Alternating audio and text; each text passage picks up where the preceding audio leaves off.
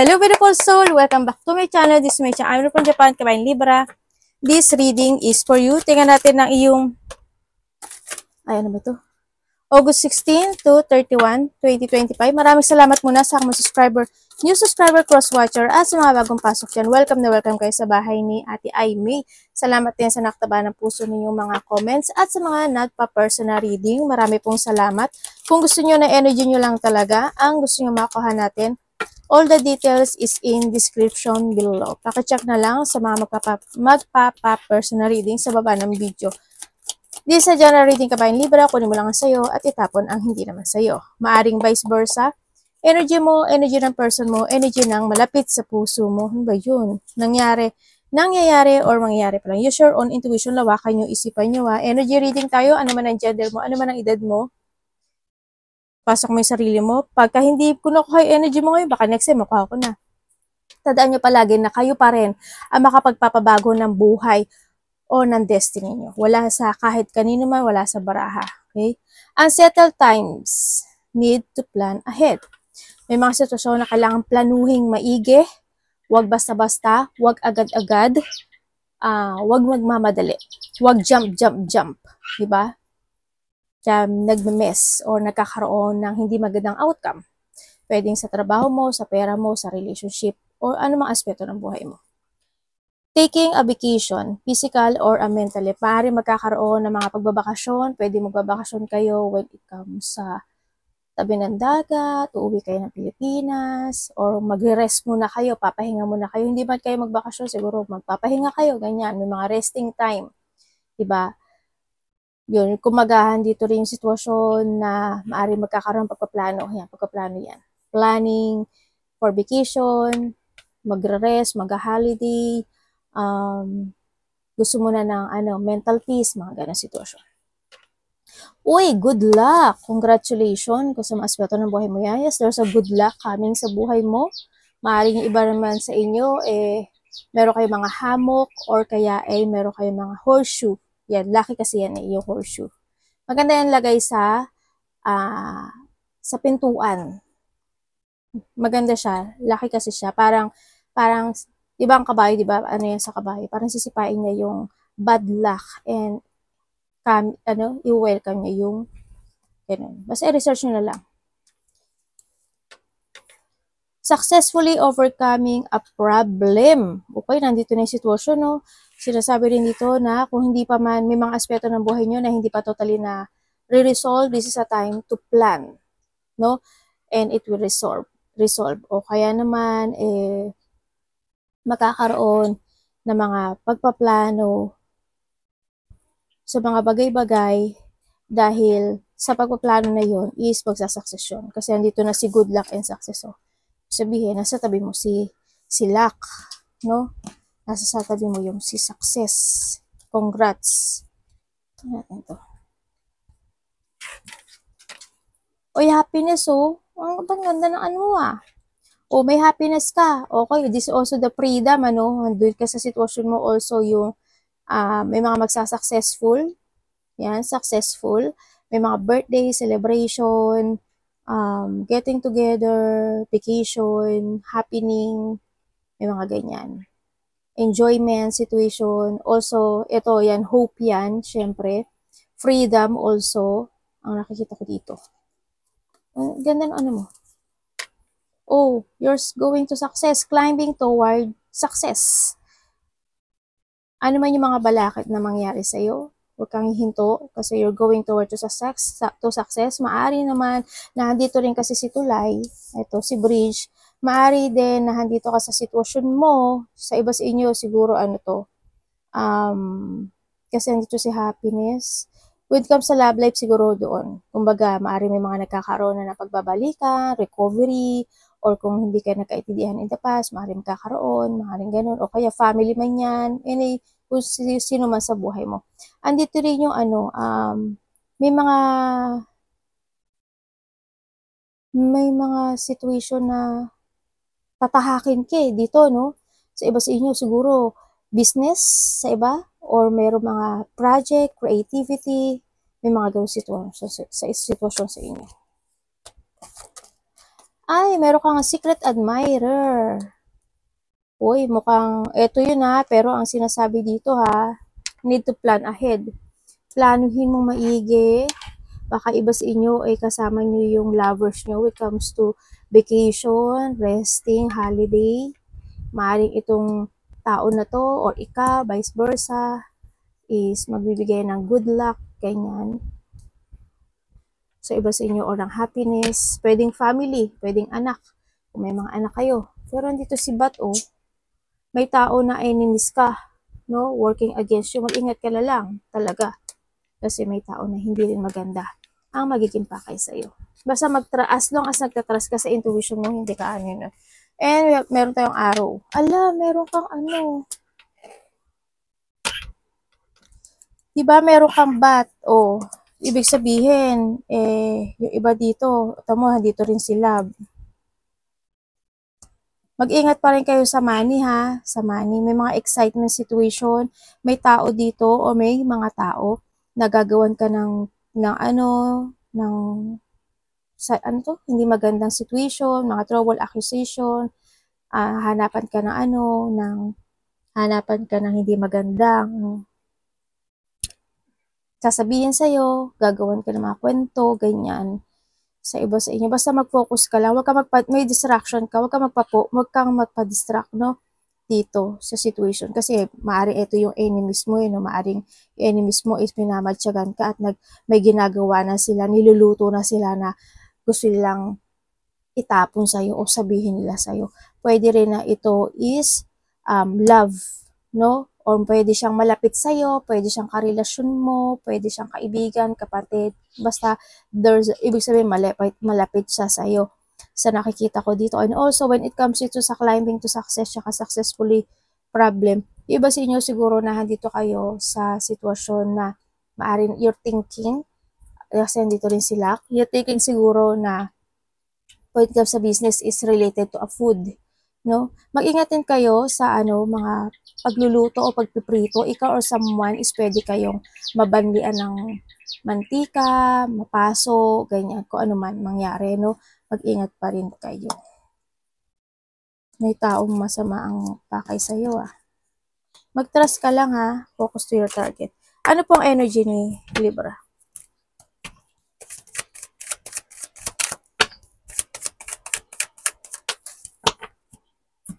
Ay, devil ka.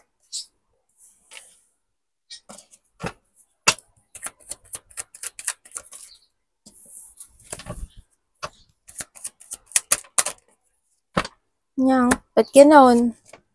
5-5. Devil. Medyo iba dito, magulo yung isip. No? May mga sitwasyon na nagkakaroon kayo ng chaos. Or may mga situation na pinag-iisipan nyo at nag-isolate kayo kung gusto nyo na bang i-move ito, gusto nyo na bang i-focus to, umpisahan ito, may mga ganong sitwasyon. No? May mga pinag-iisipan kayo. Pwede mga opportunity, pwede yung mga dreams come true nyo, ganyan. May mga sitwasyon na hindi nagiging stable, nai-imbalance ka. May mga ganong sitwasyon. May mga sitwasyon. Magulo isip mo no? Ang dami mong iniisip. May daydream ka, fantasizing, may mga wishful thinking. Ako na nakikita sa'yo, may mga pinag-iisipan ka na you want to success, you want to resolve, or holiday. You're stuck, or you're feeling trapped sa iba sa inyo dito. Sa nakita ko dito. Pag-isolate o may mga iniisip na bagay-bagay na nakakapagpapagulo in life. Sa iba sa inyo, siguro andito yung loss of money or andun yung sitwasyon na nagkakaroon na nadi-disorganize ka sa pagpapatakbo ng pera mo. Ganyan. Hindi nagiging stable or nahandin yung na-overcommitment ka in a situation na magulo o hindi maintindihan o hindi yun, chaos.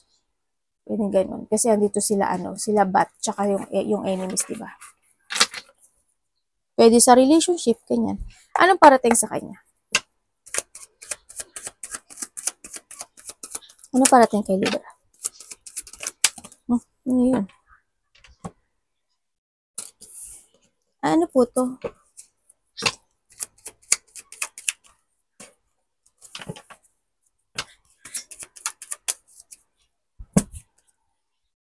parating sa'yo,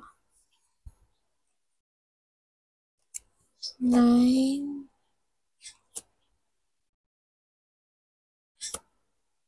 ay may papasok na pera sa'yo. Sabi dito, pagbabago to. Paring new job, new work, new love life, o kaya may mga umpisahan ka na, umpisahang muli, or gagawin, sisimulan, may mga ganong sitwasyon. May mga situation parating din. May tao na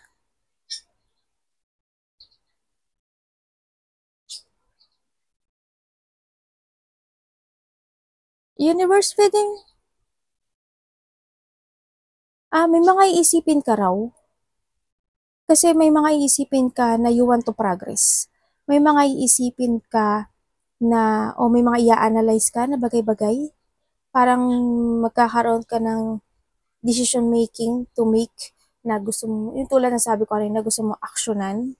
Ganyan. Sa iba sa inyo, yun yung nakikita ko. Universe, explain mo sa akin to. Diba dito may hinihintay kayo eh. Ay, pareho siya. Ay.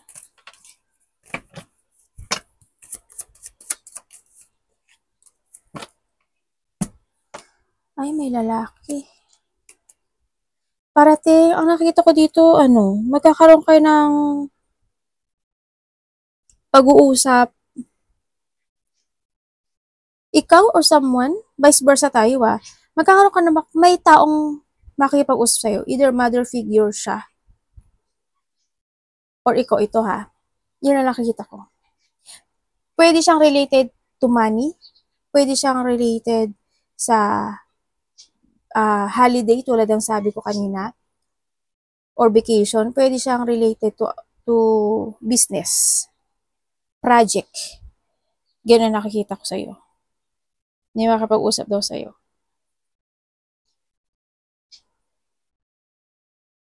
Pwede rin trabaho related. May mga isipin kang bagay-bagay, papapasya. Ano po mangyayari, universe dyan? There's a new horizon. Oh, bakit pare-pareho? Pare-pareho, yung lumalabas sa'yo. May mga collaboration. Magkakaroon ng disagreement. May mga collaboration, dealing, partnership, situation.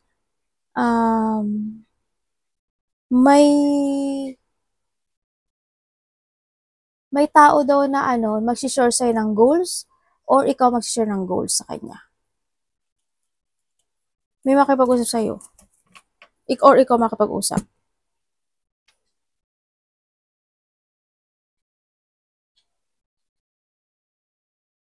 Sana tapos na tong burden na to, no? Kasi may nakita kong burden situation, struggle, problem, ganun.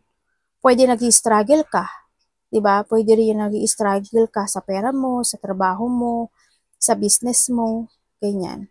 Or in a relationship, pwede yun. Sa iba sa inyo, pwedeng manakit yung likod nyo, or may taong may sakit sa likod. Or pwedeng manakit yung mga buto-buto nyo, kasu-kasuan, buto, joint, mga ganong sitwasyon. Yun ang nakikita ko dito. Yun ang parating sa'yo. Mga iba, mga lakad, travel, lakad.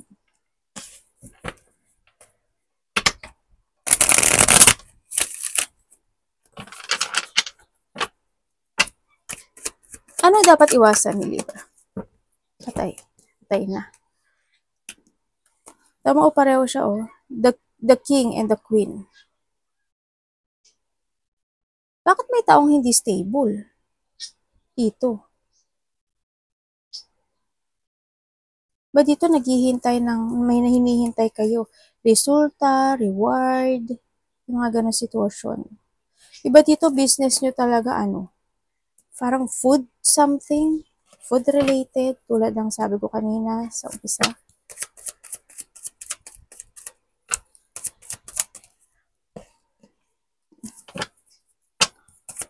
Tayo, may someone. May someone. May something. Iwasan mo yung hindi ka mag-focus sa goal mo. Iwasan mo yung magpaloko ka syempre.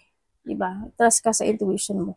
Iwasan mo yung mga tao na gagamitin ka lang, lolokohin ka lang, mga disloyal person, may mga pangliling lang, pandaraya, mandaraya. No, iwasan mo yun. Iwasan mo magkaroon ng pagpapabaya. Iwasan mo yung ma-stagnant ka or umiwas ka sa pagiging yung minsan tinatamad, ganyan, ayaw kumilos. Iwasan mo na hindi ka makapag-renew sa sarili mo or i-renew yourself in a situation. Iwasan mo yung mapanghinaan ka ng loob. Iwasan mo yung hindi ka mag-new beginning to your plano or magkaroon ng mga bagong plano. Kailangan mo kasi mag-jump ka sa fashion mo, no? Iwasan mo yung mga tao na nahandyaan lang sila sa'yo kasi needs ka nila because of something. Pinapalagay mo, umiwas ka na lang sa mga taong ganun, no, nanggagamit o hindi nagiging totoo. Materialistic, or yung obsessed when it comes to status, yan, iwasan mo na lang yun. Umiwas ka na hindi mo pahalagahan yung sarili mo, tandaan mo you are worthy, Libra. Iwasan mo yung mga tao na hindi sila willing to support you, hayaan mo sila. Kung ayaw mo sa akin, ayoko rin sa'yo. Ganun lang, di ba? Kumbaga mag-focus ka sa goal mo. Ganun. Basta huwag ka lang magpapaling lang, huwag ka lang magpapaloko. No? Iwasan mo, siguro yung yung, kasi sa lahat naman ng sitwasyon, hindi mo kailangang itapon totally yung pride mo. Kahit pa paano siguro magtira ka sa sarili mo. Kasi minsan, di ba, pag nagmamahal ang tao, parang iba, kahit wala na yung pride mo, basta mahal mo yung tao, kahit alam mo na may mali, basta, di ba? Medyo, yun lang din, no? Ang nakikita ko dito. Tingnan natin ang love.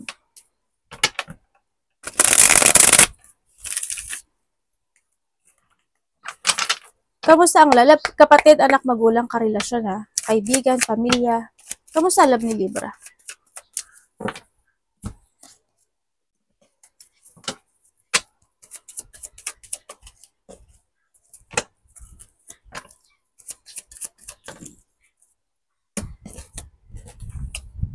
When it comes sa love,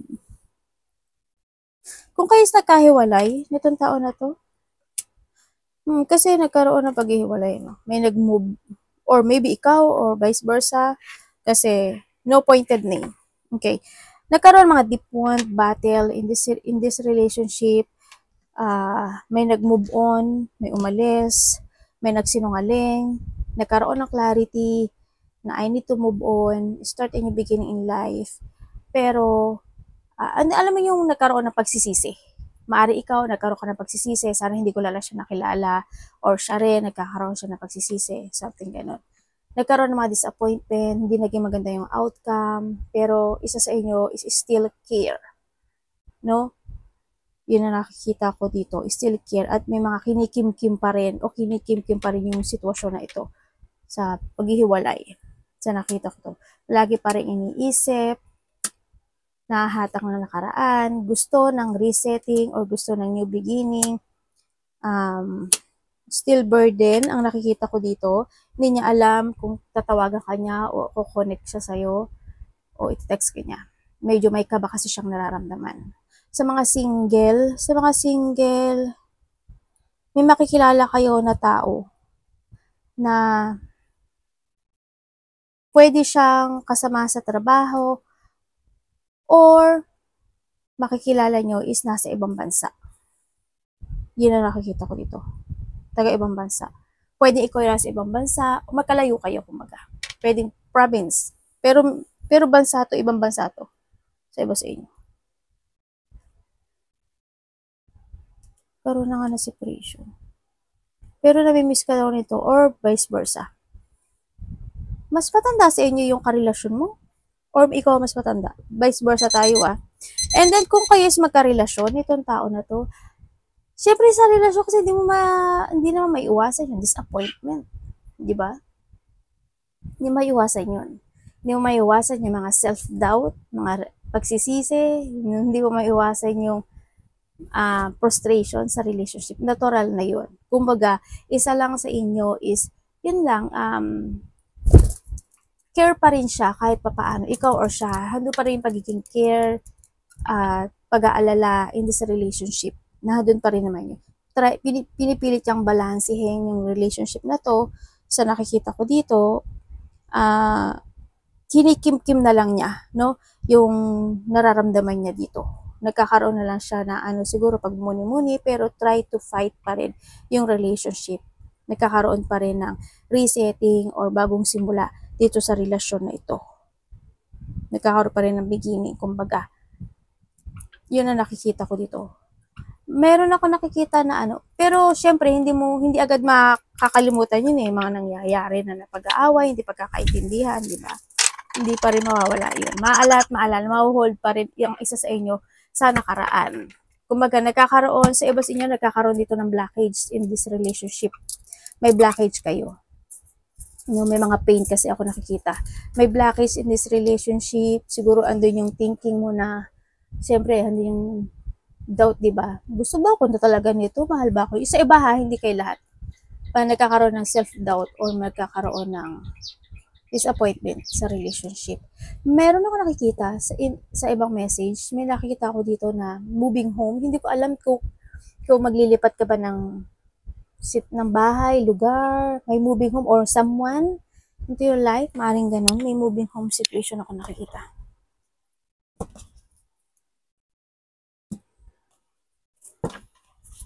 Tingnan natin ang iyong money.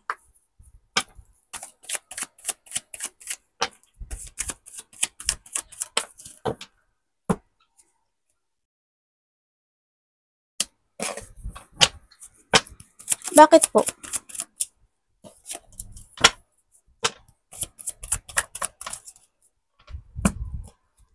When it comes sa money mo. Hindi maganda. Medyo disorganized. Hindi nagsasuccess. Hindi siya nagsasuccess kasi may bigla kang gastos. May bigla ang gastos na magaganap o mangyari sa iyo. O may pagkakagastosan ka talaga. More on frustration, negativity. Medyo, hindi ko alam kung may mga lakad nga ba talaga kayo kasi biglang may mga gastusin, no, na out of balance o nai-imbalance yung pera. Ganun. Medyo chaos, hindi na hahawakan ng maigi yung pera mo. Yun ang nakikita ko dito. Nai-stuck or natatrap or hindi naglalago o hindi lumalago. Yun ang nakikita ko dito. Pwede rin na may mga bisyo kayo. Hindi naman, ang bisyo lang naman, hindi naman sama-sabang, hindi naman, pag sinabi mong bisyo, umiinom ng alak, ganito, hindi yun. Ano ba, bisyo mo is, pag may nakita ka, bili agad, di ba? Pwede rin yun. Pagka nagustuhan mo, bibilin mo, kahit na mayroon ka naman. May mga ganong sitwasyon, no? Yun ang nakikita ko dito sa'yo. Chaos to. Hindi siya stable yung money mo sa nakikita ko dito. May mga problema, nagkakaroon ng burnout, no? Yun. May mga sitwasyon siguro, may mga time na hindi kayo mapakali, kailangan maglabas, mga ganong sitwasyon. Oo nga, medyo stuck tong pera mo. Magulo. Magulo. By September, magiging konti-konti. By September, yan, umpisa na yan. Magiging okay-okay na siya, yung takbo ng pera mo. Sa iba sa inyo. Medyo gagaang na siya. Kung ngayon mahirap this August, September, maaaring September hanggang katapusan, magiging okay siya. Ano opportunity pa po?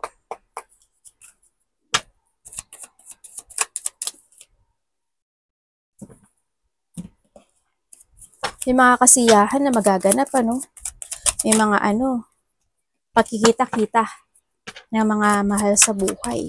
Kumbaga.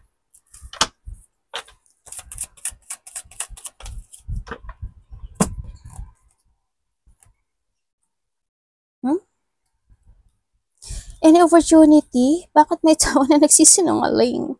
Lumabas na naman siya. May tao na sana alam mo, no? Mag-trust ka sa intuition mo. Sa tingin ko, hindi ka nagtatrust. Hindi ka nagtatrust. Kasi may tao dito na, hindi nagiging totoo. Sinungaling. Yun ang nakikita ko dito. Pwedeng lovers, pwedeng, kakilala mo siya, syempre. Pwedeng boss mo, pwedeng asawa mo, pwedeng lovers mo. Basta connections, connected siya sa'yo. Sa nakikita ko dito. Diba dito may third party, ano? Bakit ganun? Ang nakikita ko masaya ka eh. Hindi mo napapansin. No, na may something. You need to be aware. Attractive ka naman eh, kung tutuusin. Attractive ka, may parating nga sa'yo eh. Makaka-receive ka rin, bakit may dalawang tao? May dalawang tao? Sana huwag ka mapasok sa sa third party. Dito sa nakikita ko, may taong nakokonek sa'yo. Or may taong kokonek sa'yo na hindi siya totoo. Merong tao na may hidden motive or may hidden agenda sa'yo. May tao dito na nakikita ko, naku na, iba dito nakapasok sa option. Yung nakikita ko dito. May tao dito na unfair sa'yo. Siyempre, lalo na pag nagsisinungaling siya, siyempre unfair siya sa'yo, di ba? Unfairness. And then, ba't kaya siya nalilito? Ikaw ba ang nalilito or siya yung nalilito when it comes to a love? When it comes to a decision making? Yun ang nakikita ko. And then also, there's a corruption. Sa iba sa inyo, huwag kang pirma ng pirma. Advice ko lang naman, huwag kang pirma ng pirma hanggat maaari o huwag kang bigay ng bigay basta-basta o labas ang labas basta-basta na related ang money, mga documents, papers, mga ganyan. Or may mga nag-alok sa yung project, pag-isipan mo muna maigi ha. Kasi iba sa inyo hindi ata nagtatrust sa intuition nila. Siguro may nararamdaman na kayo or may sign na kayo, hindi nyo pa na pinapansin. Yan, may corruption, merong isang hindi magiging bunga. Ay, hindi maganda ang magiging bunga. Ano ba yung mali-mali yung Tagalog ko? May sitwasyon sa buhay mo na hindi magiging maganda yung bunga o yung resulta.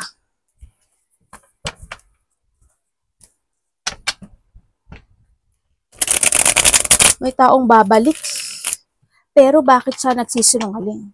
Yan ang tanong, bakit? May gusto bumalik pero may magsisinungaling.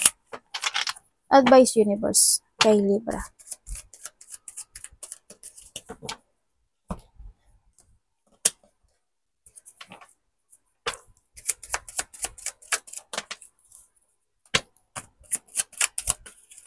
Thank you. Okay, when it comes sa advice. When it comes sa advice, sinasabi dito, you need mo daw mag-focus sa sarili mo. Keep moving to reach your goal. Mag-focus ka sa mga goal mo, sa mga gusto mo makamit, ma-achieve, situation. And then, this is a time to reveal, to structure yourself, and lakasan mo yung loob mo. Huwag kang magduda sa kakayahan mo. Huwag kang lack of confidence. Focus, control, be patient, and kailangan courage, or lakas ng loob, katapangan, tibay ng loob, katatagan. Huwag kang magpakontrol sa ibang tao. Ikaw magkontrol sa sarili mo. Kung kailangan mo munang kumalma, magbakasyon, mag-holiday, gawin mo, mag-relax. Need mo rin ng peace, no? Maging totoo at maging tapat ka rin sa sarili mo. Ang lahat ng bagay hindi minamadali. You need to be patient din. Try to analyze, try to progress. Magkaroon ka ng mga bagong strategy in life. Tandaan mo always na need mo mag-trust intuition mo. It's time to awake, it's time to transform, it's time to make a decision making. Magkaroon ka ng self-evaluation at tatandaan mo, pinaka sa lahat ay you need to learn from the past. Let go yung mga hindi na kailangan sa buhay. No? Focus to your arrow o to your target, to success, to overcome the problem.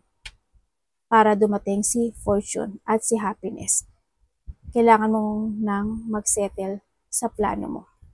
Arigato namaste, God bless.